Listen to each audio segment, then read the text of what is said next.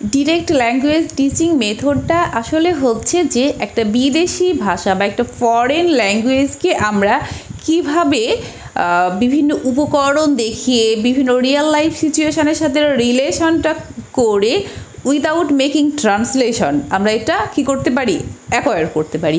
তো শিক্ষার্থী বন্ধুরা, আজকের ক্লাসে আমরা আলোচনা করব যে এই যে তোমার ডিএম বা ডিরেক্ট মেথড, এটার যে কিছু উপকারিতা রয়েছে, অ্যাডভান্টেজ, এবং এটার যে লিমিটেশনসগুলো রয়েছে বা সীমাবদ্ধতা রয়েছে সেইটা নিয়ে। হ্যাঁ, তো দেখো ফার্স্ট ওয়ান, এর অ্যাডভান্টেজের মধ্যে রয়েছে নো ট্রান্সলেশন। মজার বিষয় হচ্ছে তোমাকে যেহেতু তুমি ট্রান্সলেশন ছাড়াই ডিরেক্ট মেথডে শিখছো, কীভাবে বলো তো, বিভিন্ন রিয়েল লাইফ অবজেক্ট দিয়ে তোমাকে বিভিন্ন বস্তুর সাথে সরাসরি পরিচয় করিয়ে দিয়ে যেহেতু শেখানো হচ্ছে, টার্গেট ল্যাঙ্গুয়েজটাই যেহেতু এখানে মোস্ট প্রায়োরিটি, তাই তোমাকে অ্যাট এনি কস্ট কিন্তু উইদাউট মেকিং ট্রান্সলেশন শেখানো হচ্ছে। যেহেতু তুমি এটা ট্রান্সলেট করা ছাড়াই বিভিন্ন উপকরণ দেখে সরাসরি এটার সাথে একটা সম্পর্ক বুঝে কাজটা করতে পারছো, that means relation between word and meaning এটা তোমার কাছে একেবারে ক্লিয়ার হয়ে যাচ্ছে।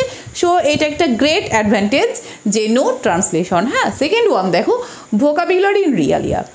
এখানে ভোকাবুলারি তো তোমাকে শেখানো হচ্ছে একেবারে বাস্তব দেখে, হ্যাঁ, যে জিনিসটা কি সেটা বাস্তবে নিয়ে এসে দেখে, বা অনেক সময় হচ্ছে সেটার ছবি দেখিয়ে, অনেক সময় সেটা হচ্ছে গিয়ে তোমাকে অভিনয় করে দেখানো হচ্ছে, বিভিন্ন অ্যাক্টিংয়ের মাধ্যমে দেখানো হচ্ছে না, বা লার্নিং বাই ডুইংয়ে করে তোমাকে শেখানো হচ্ছে। সেই ক্ষেত্রে তোমার ভোকাবুলারিটার তোমার যে বিল্ডিং সেটা অনেক বেশি স্ট্রং হয়ে যাচ্ছে। তো এটা একটা গ্রেট অ্যাডভান্টেজ। দেন রয়েছে গ্রামার ইজ ইন্টারেক্টিভ। এখানে গ্রামারটা তোমাকে কী করা হচ্ছে, এক্সাম্পল বেসড মেথডে শেখানো হচ্ছে। আগে তোমাকে উদাহরণগুলো বিভিন্নভাবে নিয়ে এসে উদাহরণের সাথে গ্রামার তোমার হচ্ছে রুলসের যে একটা রিলেশান রয়েছে এটা পরে টেনে বের করা হচ্ছে, তাই না? যার কারণে এটা অনেকটা ইন্ডাকটিভ ওয়েতে তোমাকে গ্রামারটা শেখানো হচ্ছে এবং এটা খুব বেশি ইফেক্টিভ। সো এটার কিন্তু একটা কি গ্রেট অ্যাডভান্টেজ। দেন রয়েছে ইনক্রিজড স্টুডেন্ট পার্টিসিপেশান। ডিরেক্ট মেথডটা অনেক বেশি স্টুডেন্টকে কী করে, এনকারেজ করে এবং এঙ্গেজ করে, অ্যান্ড এটা একটা এনজয়েবল তোমার হচ্ছে সিচুয়েশান তৈরি করে। ক্লাসরুমে যদি এঙ্গেজমেন্টটা বেড়ে যায়, কারণ তুমি একটা ফরেন ল্যাঙ্গুয়েজকে অ্যাকোয়ার করার চেষ্টা করছো, লার্ন করার চেষ্টা করছো, সেটা বিভিন্ন কোয়েশ্চেন অ্যান্সারিংয়ের মাধ্যমে হতে পারে, বিভিন্ন আইকিউ টেস্টের মাধ্যমে হতে পারে, গেমের মাধ্যমে হতে পারে, যার ফলে হয় কি যে স্টুডেন্টদের যে অ্যাক্টিভ পার্টিসিপেশানটা এখানে অনেক বেশি বেড়ে যায়, যার ফলে ইনক্রিজড হয় কি শিক্ষার্থীদের যে তোমার স্টুডেন্টের যে এঙ্গেজমেন্ট এবং অ্যাক্টিভ পার্টিসিপেশান। সো এটাও একটা গ্রেট অ্যাডভান্টেজ আই থিঙ্ক। দেন দেখো যে ন্যাচারাল ল্যাঙ্গুয়েজ লার্নিং। আচ্ছা, শিশুরা কী করে, মিমিক্রির মাধ্যমে ছোটো থেকে যেভাবে শেখে, তোমাকে এই যখন তুমি ডিরেক্ট মেথডের আন্ডারে শিখছো, তোমাকেও ঠিক একইভাবে শেখানো হচ্ছে। তুমি তোমার মাদার টাংটা যেভাবে অ্যাকোয়ার করেছো, ডিরেক্ট মেথডে তোমাকে পড়াগুলো কিন্তু ওভাবে অ্যাকোয়ার করতে হচ্ছে, কারণ এখানে তোমাকে কোনো ট্রান্সলেশন করে দিচ্ছে না। তাহলে লাইক মাদার টাং শেখার মতোই তুমি যেহেতু এটা শিখতে পারছো, সো এটা একটা ল্যাঙ্গুয়েজ ন্যাচারাল লার্নিং আর কি। হ্যাঁ, দেন রয়েছে যে improve fluency and pronunciation.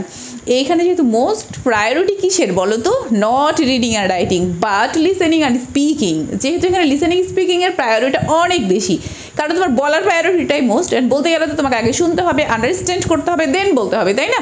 So এখানে প্রায়োরিটি কম পাচ্ছে কি রিডিং অ্যান্ড রাইটিং, যার ফলে তোমার যে ফ্লুয়েন্সি একেবারে সে একটু যদি উইকও থাকে, ফ্লুয়েন্সিটা কী হচ্ছে অনেক বেশি ইমপ্রুভ হচ্ছে, এবং প্রোনাউন্সিয়েশনটা বারবার প্র্যাকটিস করার ফলে তোমার এটা ক্লিয়ার হয়ে যাচ্ছে। দেন দেখো বিল্ডস কনফিডেন্স। তাহলে এতগুলো যদি অ্যাডভান্টেজ রয়েছে এখানে, তাহলে তোমার কনফিডেন্সটা অবশ্যই বিল্ড করবে, অনেক বেশি গ্রো করবে, যার ফলে শিক্ষার্থীরা এখানে অনেক বেশি কনফিডেন্স পায় এবং এটা কমফোর্টেবলও ফিল করে। তো শিক্ষার্থী বন্ধুরা, এখানে কি শুধুমাত্র ওই অ্যাডভান্টেজই রয়েছে, কিছুই লিমিটেশন নাই? অবশ্যই কিছু লিমিটেশান আছে। সেই কী অসুবিধাগুলো সেগুলো দেখি চলো। Not suitable for beginners in world context. সব ক্ষেত্রে যেটা বিগিনারদের জন্য একেবারে খুব দারুণ একটা অপরচুনিটি তা না, যেহেতু তোমাকে কি করা হচ্ছে, কোনো ধরনের ট্রান্সলেশন করা হচ্ছে না, সেই ক্ষেত্রে অনেক সময় বিগিনারদের জন্য বিশেষ করে কিছু তোমার হচ্ছে যে আইডিয়া থাকে, বিশেষ করে তোমার অ্যাবস্ট্রাক্ট যে আইডিয়াগুলো, এইটা বুঝতে তাদের অনেক বেশি অসুবিধা হয়, যার কারণে ইন অল কনটেক্সট, হ্যাঁ, যে নতুনদের জন্য যে সব কনটেক্সটে ভালো বুঝবে এমনটা কিন্তু এই জায়গায় নাই। সো এর একটি লিমিটেশান। দেন রয়েছে রিকোয়ার্স হাইলি স্কিল টিচার। ওকে, তুমি যদি ডিরেক্ট মেথডে শেখাতে চাচ্ছ, তাহলে তোমার টিচারকে অনেক বেশি স্ট্রং পারফরমেন্স দেখাতে হবে। টিচারের ক্যাপাসিটি থাকবে যে কী করে উনি একটা ডিরেক্ট মেথড শেখাবেন। হ্যাঁ, ট্রান্সলেশন যেহেতু করা যাচ্ছে না, তুমি রুল শেখাতে পারছো না ক্লাসে বাচ্চাদের গ্রামারের জন্য, তাহলে তোমাকে কী করতে হচ্ছে, টিচারকে অনেক বেশি ইফিসিয়েন্ট হতে হবে বিভিন্ন টেকনিক অবলম্বনের, যে ওই টিচার কতটা ডিরেক্ট মেথড অ্যাপ্লাই করার জন্য টেকনিক অবলম্বন করতে পারছে, কতটা রিয়ালিয়ার ব্যবহার দেখাতে পারছে, কতটা অ্যাকশন দেখাতে পারছে, রিয়েল লাইফ সিচুয়েশন মেকিং করতে পারছে, এঙ্গেজমেন্ট করতে পারছে। মানে এক কথা এখানে হাইলি রিকোয়ার্ড টিচার হতে হবে, নাহলে এই টিচারের যদি এখানে স্কিলে উইকনেস থাকে তাহলে এর উদ্দেশ্যটা কিন্তু একেবারে ব্যাহত হতে বাধ্য হবে। দেন রয়েছে limited focus on grammar rules. দেখো আমরা তো নর্মালি একটা ভাষা শিখতে গেলে অ্যাকিউরেসির জন্যই বলো আর সহজে মনে রাখার জন্যই বলো আর হচ্ছে যে কারণে বলো না কেন আমরা গ্রামার রুলসের উপর একটা প্রায়োরিটি দিয়ে থাকি, যেখানে এখানে কিন্তু গ্রামার রুলসের প্রায়োরিটিটা খুব একটা বেশি নাই, যেহেতু তাই এখানে একটা লিমিটেশন রয়ে গেছে। দেন রয়েছে টাইম কনজিউমিং।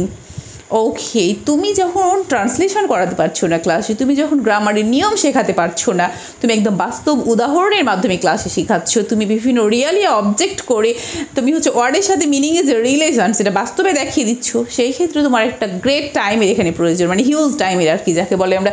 হ্যাঁ, তো এই শর্ট টাইমের একটা ক্লাসে দেখা যায় আমরা 40-50 মিনিটের বা 30 মিনিটের একটা ক্লাসে কী করতে পারি না, যে ডিরেক্ট মেথডটা খুব ভালো মতো অ্যাপ্লাই করতে পারি না। আমি যখন একটা মনে করো যে কন্টেক্সট তৈরি করবো, যে জায়গায় আমি একটা হচ্ছে পার্কের সিচুয়েশান তৈরি করব বা একটা বাজারের সিচুয়েশান তৈরি করব, দেন আমার একটা যথেষ্ট টাইমের প্রয়োজন। হ্যাঁ, তো এত টাইম যেহেতু আমরা পাই না, সো টাইম কনজিউমিং এর একটা কিন্তু অন্যতম গ্রেট লিমিটেশনস। দেন রয়েছে not ideal for large classes. Okay, এবার এই পদ্ধতিগুলো আমরা ছোট ক্লাস যেগুলো সেখানে কিন্তু খুব বেশি ইফেক্টিভ হবে, বাট তোমার ক্লাস যখন 100 বা ওভার 100 হ্যাঁ স্টুডেন্ট, তখন ওই ক্লাসে তো এমনিতেই কন্ট্রোল করা মুশকিল হয়ে যায়। আবার সেখানে যদি তুমি ডিএম অ্যাপ্লাই করতে যাও তাহলে স্টুডেন্টটা দেখা যাবে অনেক সময় অনেক বেশি উৎসুক হয়ে পড়ে বা বিভিন্ন কারণে তখন কী হয়ে যায় যে লার্জ ক্লাসে এই পদ্ধতিটা অ্যাপ্লাই করাটা তোমার জন্য অনেক কঠিন হয়ে যায়। দেন রয়েছে লিমিটেড ইউজ অফ রিডিং আর রাইটিং। দেখো এখানে মোস্ট ফোকাসই হচ্ছে কি তোমার স্পিকিং, দেন স্পিকিংয়ের জন্য লিসেনিং, বাট এখানে রিডিং আর রাইটিংকে একরকম ইগনোরই করে। হ্যাঁ, সেই ক্ষেত্রে হচ্ছে যে লিমিটেড ইউজ অফ, যেহেতু রিডিং আর রাইটিংয়ের খুব কম সুযোগ রয়েছে, একেবারে নাই বললেই হবে না, আরও কম রয়েছে, যার কারণে এটা একটা লিমিটেশন। এবং রয়েছে hard to apply abstract idea. Okay, abstract আইডিয়াগুলো কি, যেমন ধরো জাজমেন্টের যে ব্যাপারগুলো বা ডেমোক্রেসি কি, তুমি কেমনে বুঝাবা বাস্তব উদাহরণ দিয়ে বাচ্চাদের, যেখানে তুমি কোনো ট্রান্সলেশনই করতে পারছো না, এর তুমি ডিরেক্ট রিয়ালিয়াই বা কী আনবা, ডিরেক্ট পিকচারই বা কী আনবা, তাই না? তো এই যে কিছু অ্যাবস্ট্রাক্ট যে ব্যাপারগুলো থেকে যায়, এইটা বোঝানো কিন্তু অবশ্যই কঠিন হয়ে পড়ে ডিরেক্ট মেথডে। তো শিক্ষার্থী বন্ধুরা, এগুলো ছিল চমৎকার এর অ্যাডভান্টেজ এবং লিমিটেশন। তোমরা চাইলে আরও বেশি এখানে অ্যাডভান্টেজগুলো অ্যাড করেও দিতে পারো, কোনো প্রবলেম নাই। চাইলে আরও 2টা এখান থেকে স্কিপ করে 5টা করেও পরীক্ষার খাতায় লিখতে পারো। তো কেমন লাগলো ক্লাসটি অবশ্যই কমেন্ট সেকশনে জানাতে ভুলবে না। তোমাদের জন্য থাকছে স্ক্রিনশট নেওয়ার সুযোগ। সবাই অনেক ভালো থাকবে। আল্লাহ হাফেজ।